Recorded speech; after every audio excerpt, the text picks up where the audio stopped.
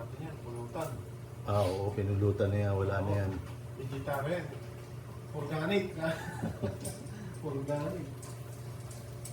Parang rabbit siguro yan. Kasi yung rabbit sa atin, ginawang white meat na eh. Pwede nang pang halimbawa, kunti yung karning, nung walang karning baboy, kunti, magkasakit. Yun ang ginawa. White yung rabbit, yung pinalit.